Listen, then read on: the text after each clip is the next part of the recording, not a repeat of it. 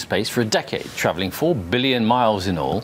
And today, a European spacecraft could do something no man-made object has ever done before: fly alongside a comet. It sounds amazing, doesn't it? If it is successful, the Rosetta probe could help reveal whether comets had a role in bringing life to the planet Earth. Our science correspondent Pallab Ghosh reports on the background to the mission. Very soon, the Rosetta spacecraft will begin to orbit this comet, and then spend the next few months analysing what it's made from. Its mission is to find out whether comets might have kick-started life on our planet. They peppered the early Earth 4.5 billion years ago, bringing with them water and, it's thought, some of the ingredients for life. As it cooled, those ingredients mingled to create the chemicals from which life emerged. Charles Darwin described the origin of life in a warm little pond. Somehow water was involved in life getting going, and that water could have come from a comet. The carbon in the DNA that we're all made from could have come from a comet. The theory is that comets brought with them many of the basic building blocks of life. Molecules such as carbon, water and methane, and many other chemical compounds. They all mix together in a primordial soup to form, at first, very simple organisms which, billions of years later, went on to evolve into the plants and animals that we see in the world around us today.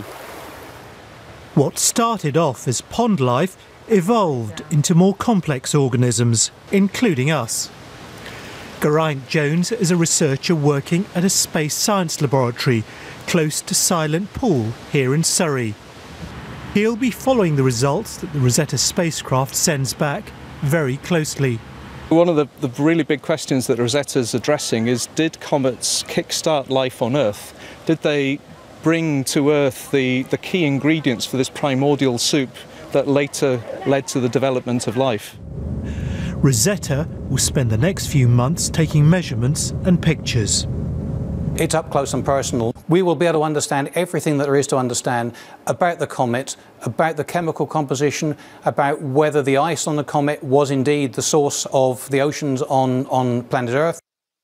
In November, scientists plan to land a probe to see what it's made of and find out whether comets really do hold the key to how life on Earth began.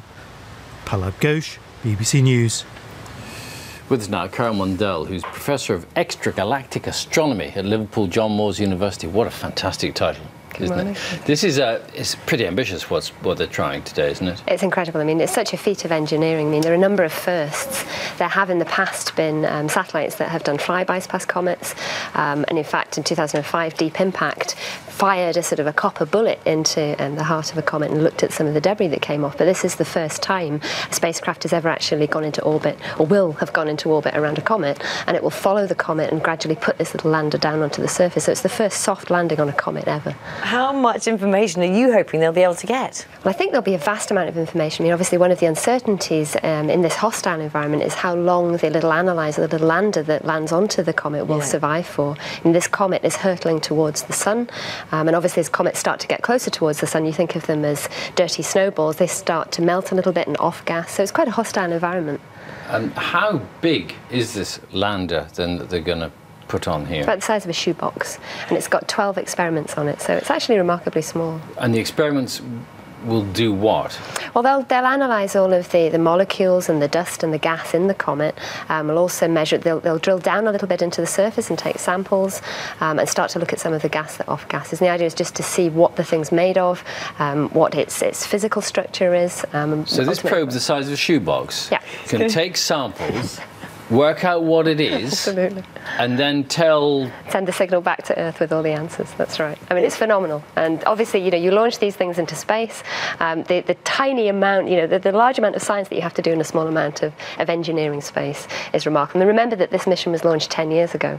So usually space missions take about 20 years to get up there. So there are many people whose lives have been dedicated to this for, you know, over a decade and are waiting for these results to stream back to them. Absolutely amazing. Give us some of the facts and figures, because it's travelled a few miles since it left Earth, hasn't it? That's right, it has. I mean, it's actually been round Earth about 3 times now. So the way that this thing, satellite has been used, we don't have rocket boosters that are powerful enough to get it to where it needed to go. So we've used a sort of a gravitational slingshot effect. So we launched it out from Earth, and it's gone out past the orbit of Jupiter. It's been round past the Earth 3 times, just gathering up momentum as it's been slingshotting out.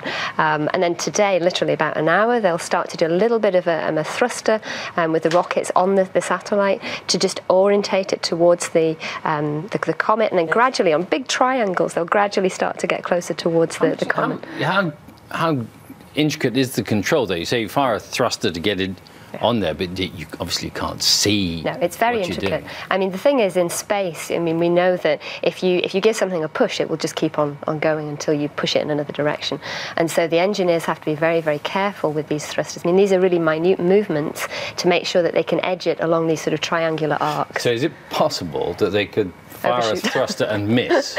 Well, they could, but I mean, they've been calculating this. I mean, the meticulous calculations of the orbits and the sort of, the energy that needs to go into these thrusters. I mean, they've got all that off pat. I mean, so far it has been a really very, very successful project, hasn't it, as well? Yeah. I mean, I don't know if you remember back in January, everybody's waiting for, that's right, we're waiting for the signal to come to switch back on. So this thing's gone out into sort of the deep regions of the solar system, where it's too dark actually to get enough energy for its solar sails, which you've seen on the pictures, about 32 meters tip to tip. And then back in January, we were all holding our breath, watching this little trace to see whether the signal was coming back. I was in the kitchen having my dinner with my family, and I'm going watching. And then the little blip came up, and then there it was. So it woke up after deep sleep, and that's actually a phenomenal feat of engineering and electronics. Wow. Wonderful. Well, it sounds very exciting. Well. It does indeed. So there is a live stream if people want to watch online. A live stream. And you can actually watch this morning. Where do you watch it? I think I will. Quick website address? Yes, if you just go to Rosetta, if you Google Rosetta and ESA, you'll find it there. Look for the live stream. I don't imagine it's going to be fast-moving pictures. No, I mean, it's going to be on all day, so you'll be able to watch the control room. Carol, thank you very much. Thank you. Thank you. Thank you very much. In a moment, we'll be chatting to Ricky Ross and Lorraine